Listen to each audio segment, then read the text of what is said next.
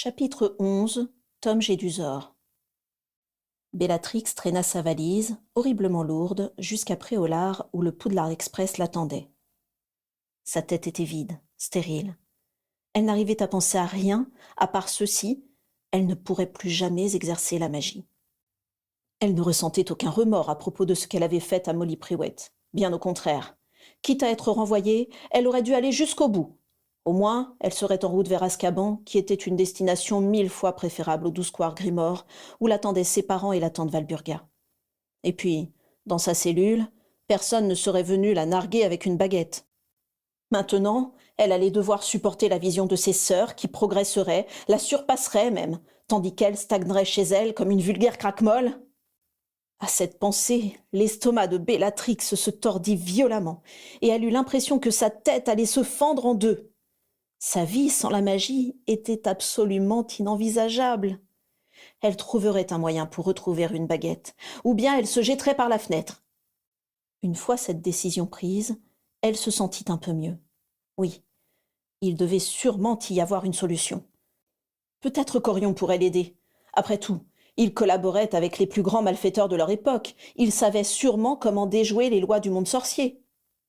Distraite, elle hissa son énorme valise dans le Poudlard Express, en pestant contre le poids de celle-ci. Si seulement elle pouvait utiliser la magie, rien que pour la soulever de quelques centimètres. Elle la traîna entre les sièges de velours rouge, mais une anse en cuir se coinça dans un des accoudoirs. D'un geste rageur, elle tira fermement sur sa valise pour la dégager, mais une des coutures se déchira et une partie de ses affaires se déversa sur le sol. En voyant sa valise ainsi éventrée et ses livres de magie qui s'échappaient par le trou béant, Bellatrix se laissa à nouveau gagner par la fureur. « C'est pas vrai, mais c'est pas vrai! Foutue valise! Fichue école! Je les déteste! Je les déteste !» rugit-elle. Elle frappa du pied contre sa valise et envoya valser des livres et des vêtements à travers le wagon. Sa colère était si forte que les vitres s'assombrirent et une des lampes à gaz éclata à côté d'elle, projetant des morceaux de verre sur les banquettes moelleuses qui se trouvaient dans le wagon. « Besoin d'aide, jeune fille ?» Bellatrix fit volte-face, le cœur battant à tout rompre. Elle était persuadée que le Poudlard Express serait complètement vide, et elle était tellement plongée dans ses ruminations venimeuses à propos de Poudlard et de Molly Privet qu'elle n'avait pas remarqué cet homme d'une quarantaine d'années, à l'apparence soignée, qui venait à sa rencontre. « Oh, excuse-moi, je ne voulais pas te faire peur, » dit l'homme avec courtoisie. « Ce n'est rien, » se rattrapa Bellatrix en se tamponnant précipitamment le coin des yeux. « Je pensais que j'étais seule. » L'homme désigna sa valise avec amabilité. « Un coup de main, peut-être ?» Bellatrix considéra le fatras de vêtements et de livres qui encombrait le couloir du train. Elle hocha très légèrement la tête, et l'homme sortit aussitôt sa baguette. Sans qu'il ait prononcé le moindre mot, ni esquissé le moindre geste, les affaires reprirent place dans la valise, qui retrouva aussitôt son intégrité et qui monta dans le compartiment à bagages. Les bouts de verre, également, se rassemblèrent à nouveau autour de la lampe à gaz qui se ralluma tout naturellement. Bellatrix sourit pour la première fois de la journée. L'inconnu lut l'étiquette de la valise qui pendait à hauteur de ses yeux. « Black, ton nom m'est familier. Tu viens d'une très noble famille, n'est-ce pas ? » ?»« Oui, tout à fait. »« Et ton prénom est ?»« Bellatrix. Bellatrix Black. » L'inconnu hocha la tête avec une admiration un peu exagérée. « Ça sonne bien. Oui, je trouve aussi. » Il désigna les 2 sièges les plus proches. « Je t'en prie, Bellatrix, assieds-toi. » Surprise par autant de galanterie, Bellatrix s'installa sur un des sièges. Satisfait, l'inconnu prit place à côté d'elle, tout en la regardant avec une étrange insistance. « Nous nous sommes déjà rencontrés, je crois. » Bellatrix en profita pour détailler son visage parfaitement sculpté. Malgré son âge, il était très agréable à regarder, avec des pommettes bien dessinées et de grands yeux sombres. « Chez Barjo et Burke, » répondit-elle, le cœur battant. « Je venais y vendre le coffret du sorcier au cœur velu. » L'inconnu fit mine de réfléchir un instant. « Ah, mais oui, je me souviens. J'étais très admiratif qu'une personne aussi jeune que toi s'intéresse d'aussi près à la magie noire. Quel âge as-tu au juste ? » « 15 ans. » « 15 ans. Alors tu es encore plus brillante que je ne le pensais. » Bellatrix rosit de fierté. « Eh bien, Bellatrix, je suis enchantée de faire ta connaissance. Je m'appelle Tom. Tom Jedusor. Bellatrix lui serra la main, ravie. Ce n'était pas habituel qu'un adulte s'adresse à elle sur un pied d'égalité. Pourquoi retournes-tu à Londres? Il est rare de rencontrer des élèves dans ce train à cette période de l'année. Oh, une petite urgence familiale, rien de plus. Tu dois être contente de quitter cette école si détestable. Bellatrix crut avoir mal entendu. À part son oncle Orion, rares étaient les adultes qui critiquaient l'école de sorcellerie. Si détestable? Ne me dis pas que tu t'y plais, sinon tu ne serais pas dans ce train, je me trompe. En fait, je viens d'être renvoyée, avoua Bellatrix. Contre toute attente, Tom Jedusor n'eut pas l'air surpris, ni choqué le moins du monde par cette révélation. Ça ne m'étonne pas. Comment ça? Tu sais, le professeur Slughorn m'a beaucoup parlé de toi ce matin. Tu as l'air d'être vraiment doué. Il laissa sa phrase en suspens pour donner de l'effet à sa flatterie. Tu ne trouves pas que les cours qu'on donne à Poudlard sont d'une simplicité effarante, poursuivit-il, que les professeurs récompensent toujours de petits moutons médiocres au détriment de ceux qui, comme nous, ont vraiment du talent. Tu n'as pas l'impression que personne à Poudlard ne t'apprécie à ta juste valeur? Bellatrix hésita à répondre franchement. Et si c'était Dumbledore qui avait envoyé cet homme pour qu'elle avoue tout le mal qu'elle pensait de cette école?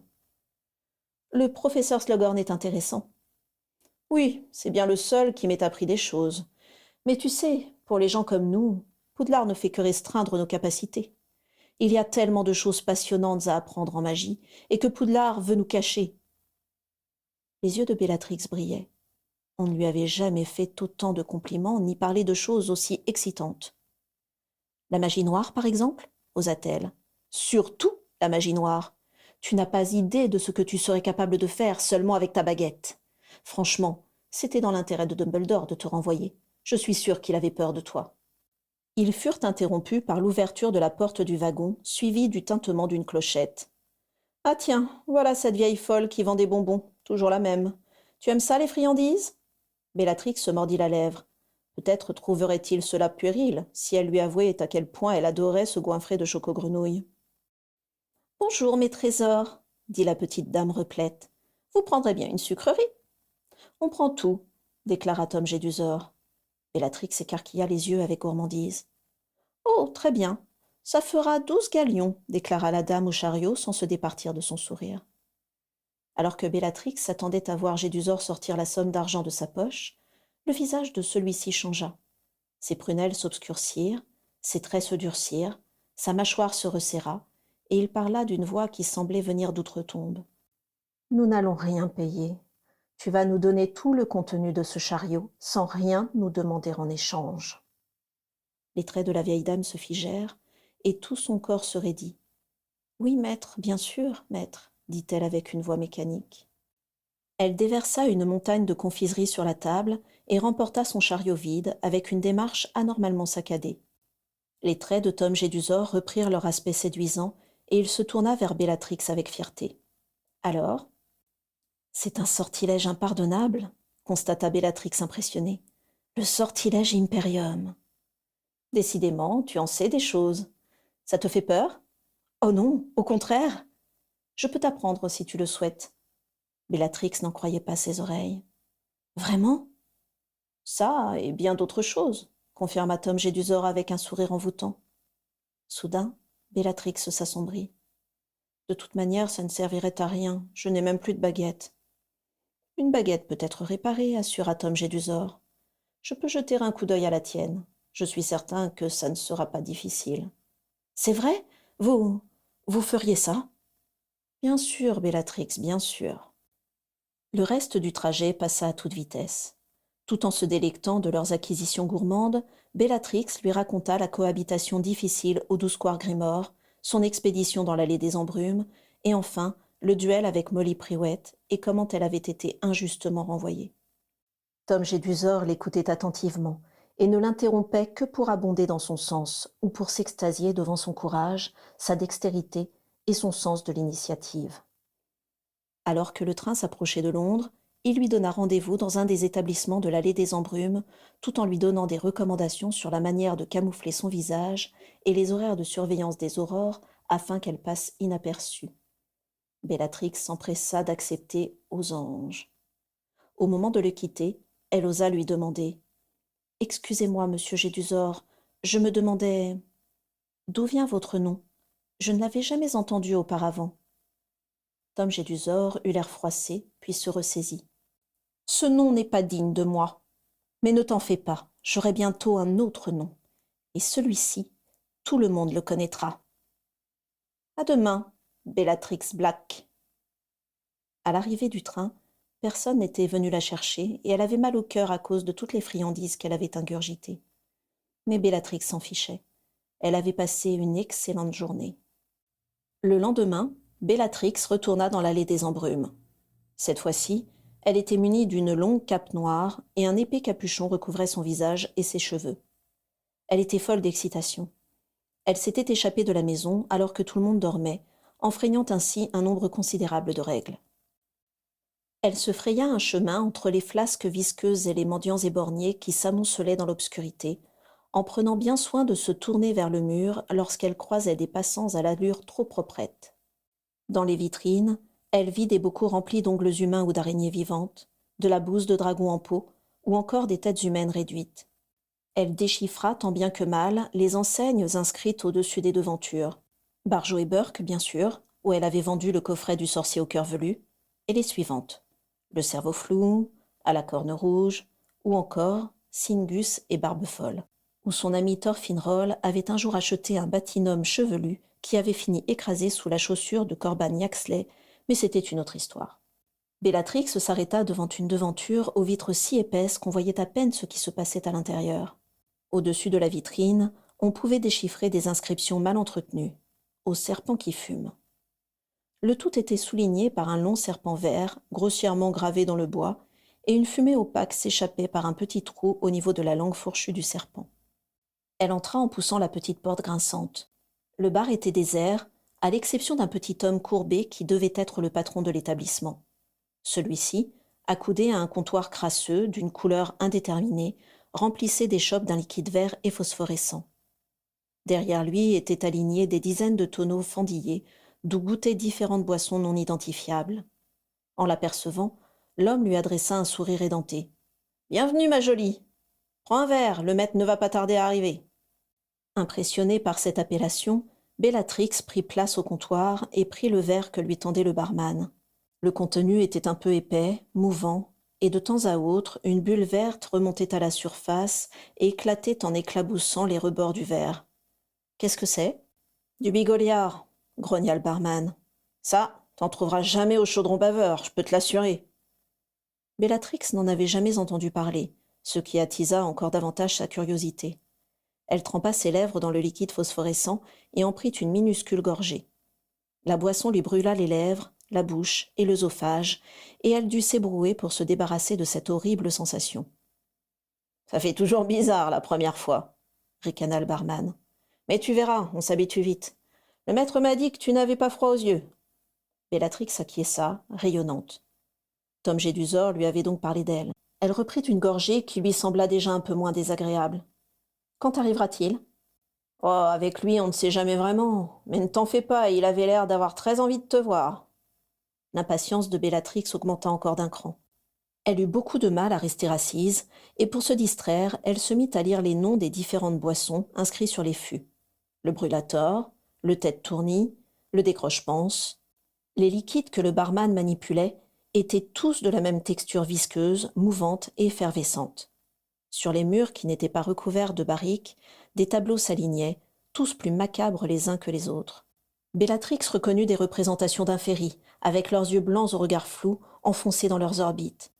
Il y avait également un portrait de Salazar Serpentard qui dormait en ronflant légèrement, et un autre de Silas Parkinson, l'auteur du livre Magie noire, apprenez à punir et à tuer vos ennemis comme il se doit, que Bellatrix avait lu de multiples fois lors de ses vacances au 12 square Grimoire, au grand désespoir de son père, évidemment.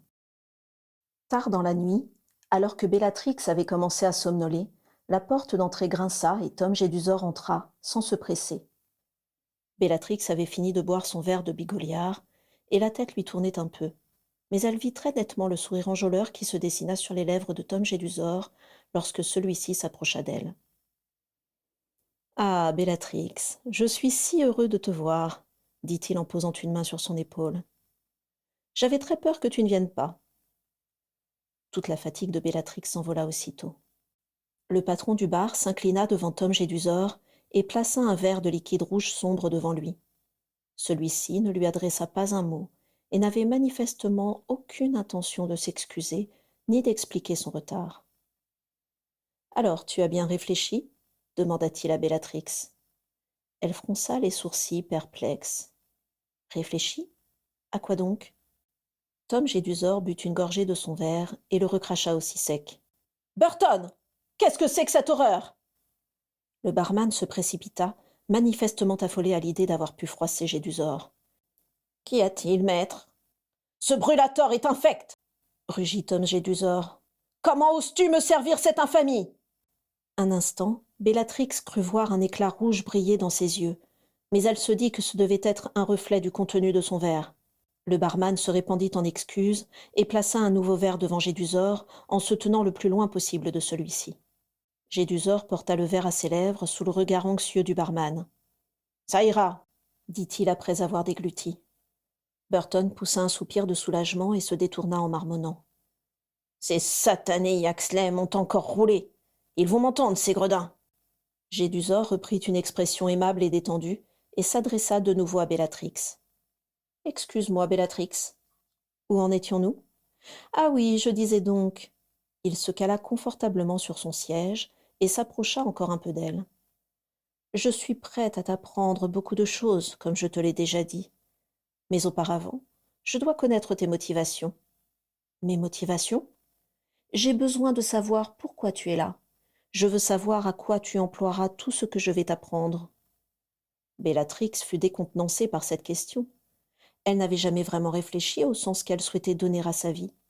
L'idée de puissance la galvanisait, c'était une certitude, mais elle ne s'était jamais interrogée sur la manière dont elle souhaitait l'utiliser. « Que penses-tu des moldus ?» demanda Jedusor. « Des moldus ?»« Vas-tu répéter bêtement tout ce que je dis ?» siffla soudain Jedusor en tapant du poing sur la table. Bellatrix sursauta. En un instant, les yeux de son interlocuteur étaient devenus rouge vif, ses traits s'étaient brouillés et sa peau avait pris une teinte cireuse inquiétante. Soudain secoué de tremblement, il sortit une fiole rouge de sa poche et la but d'un trait. « Excuse-moi, » se rattrapa-t-il en reprenant son apparence initiale. « Je ne voulais pas te faire peur. »« Je n'ai pas peur, » rétorqua Bellatrix, plus intriguée qu'effrayée. Toute trace de colère disparut sur le visage de Tom Jedusor aussi soudainement qu'elle était apparue. « Reprenons, dit-il en souriant de nouveau. Tu étais dans la maison Serpentard, il me semble. »« Oui, » répondit Bellatrix, soulagée d'entendre une question à laquelle il était facile de répondre. « Bien. Et si je te disais que j'étais le dernier descendant de Salazar Serpentard et que j'avais la ferme intention de réaliser son vœu le plus cher, à savoir éradiquer tous les moldus et leurs apparentés de la surface de la terre. » Bellatrix se mordit la langue pour ne pas commettre une nouvelle bévue. Elle prit quelques secondes pour assimiler ce que Jedusor venait de dire. « Je n'ai jamais imaginé que c'était possible, » souffla-t-elle. « Et pourtant tu as tort, car bientôt le monde que nous connaissons va s'écrouler.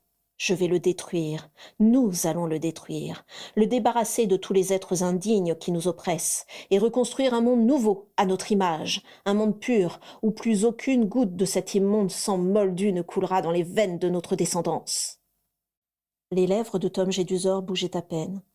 Bellatrix buvait ses paroles, enveloppée par son regard brûlant. Elle n'avait jamais osé rêver entendre de telles choses. Elle avait l'impression que le monde entier s'était tu autour d'eux, que Burton et tout le reste avaient été avalés par la terre, que plus rien n'existait à l'exception de Tom Jedusor. Elle pensait avoir rencontré un simple professeur de magie noire, et voilà que celui-ci venait d'abattre devant elle les limites du possible et de lui proposer d'atteindre avec lui la domination du monde. Je reformule ma question. En échange de tout ce que je vais t'apprendre, acceptes-tu de m'assister dans cette noble tâche? Bellatrix revint brutalement à la réalité. L'espace de quelques instants, elle avait visualisé le monde dont Tom Jedusor parlait, et celui-ci lui semblait infiniment plus exaltant que l'existence étroite et médiocre qu'elle avait vécue jusqu'ici.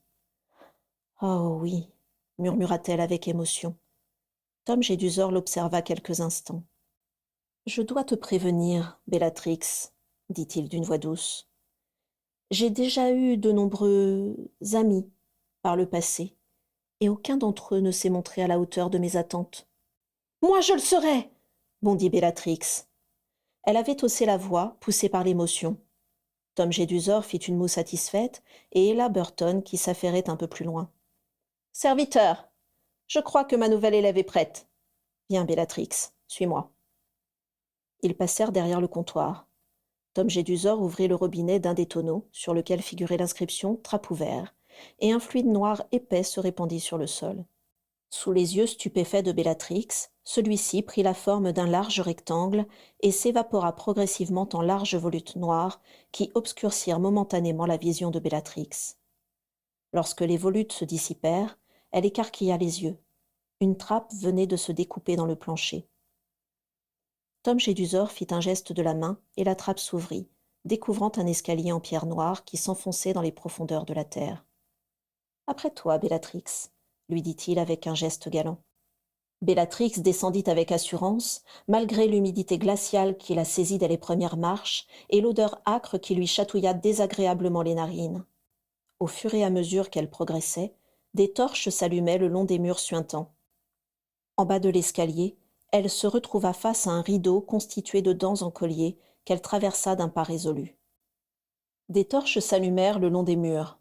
La pièce qui se trouvait de l'autre côté était immense et ponctuée de piliers en pierre auxquels d'autres torches ardentes étaient accrochées. Au milieu de la pièce trônait une immense console en marbre noir. Dans un recoin, Bellatrix aperçut des marmites où bouillonnaient toutes sortes de filtres et de décoctions. Un peu plus loin, elle pouvait voir des bocaux remplis d'ossements, des objets ensanglantés et des inscriptions en runes anciennes qui recouvraient les murs. Elle sourit de façon incontrôlable en imaginant la tête de ses camarades de Poudlard lorsqu'elle leur raconterait la journée qu'elle venait de passer. Tom Jedusor apparut à sa suite et embrassa la salle du regard. Dès qu'il entra, la surface de la console en marbre qui se trouvait au centre de la pièce prit feu et un immense brasier éclaira la pièce jusque dans ses moindres recoins. « Ici, je t'apprendrai à maîtriser la magie noire mieux que personne, » dit Tom Jedusor. « Toi, tu n'auras qu'une chose à faire. » Un fin sourire étira ses lèvres. « Te montrer à la hauteur de la confiance que je t'accorde. » Bellatrix fit un pas vers lui, les yeux embués. À cet instant, c'était la chose qu'elle désirait le plus au monde. « Monsieur Jedusor, ne m'appelle plus ainsi !» il avait hurlé. Tout en fixant Bellatrix de ses yeux sombres dans lesquels dansait le reflet des flammes, il rabattit son capuchon noir sur sa tête et reprit d'une voix doucereuse. « Ce nom est un faux, Bellatrix. Celui qu'on appelait Tom Jedusor est mort depuis bien longtemps. Mon véritable nom est celui-ci. » Il saisit sa baguette, dont l'extrémité devint rouge comme de la braise, et dessina des lettres qui s'inscrivirent dans les airs devant les yeux de Bellatrix. « Lord Voldemort » lut-elle à haute voix. Et aussitôt qu'elle l'eut prononcé, un frisson désagréable parcourut son corps. « Je suis Lord Voldemort, le seigneur des ténèbres, » dit-il d'une voix sépulcrale. « Ne m'appelle plus jamais Tom Jedusor, Bellatrix. Tu dois oublier ce nom. Est-ce que tu m'as bien compris ?» Bellatrix hocha la tête avec conviction. « Oui, maître, » dicta Voldemort. « Oui, maître, » répéta docilement Bellatrix. « Nous en avons terminé pour aujourd'hui. Ton apprentissage commencera demain. Rendez-vous ici, même heure. À demain, Bellatrix. »« À demain, monsieur À demain, maître. » Lorsque Bellatrix fut partie, Voldemort revint s'accouder au comptoir. « Elle est bien, non ?» demanda-t-il à Burton, comme si son avis lui importait. « Si le maître en est satisfait, c'est l'essentiel, » dit Burton en s'inclinant plus bas que terre. « Le serviteur espère simplement qu'elle vous servira mieux que les précédents, et qu'elle ne sera pas effrayée lorsque le maître lui montrera son vrai visage. » Voldemort reprit une gorgée de son breuvage et sourit. L'effet de la potion de charme qu'il buvait habituellement pour ne pas effrayer ses interlocuteurs s'était totalement dissipé. Sous son capuchon, ses cheveux bouclés n'étaient plus qu'un fin duvet noir, sa peau avait repris son aspect cireux et à certains endroits semblait recouverte d'écailles. Ses yeux étaient injectés de sang, et ses pupilles rougeoyaient d'un éclat malveillant.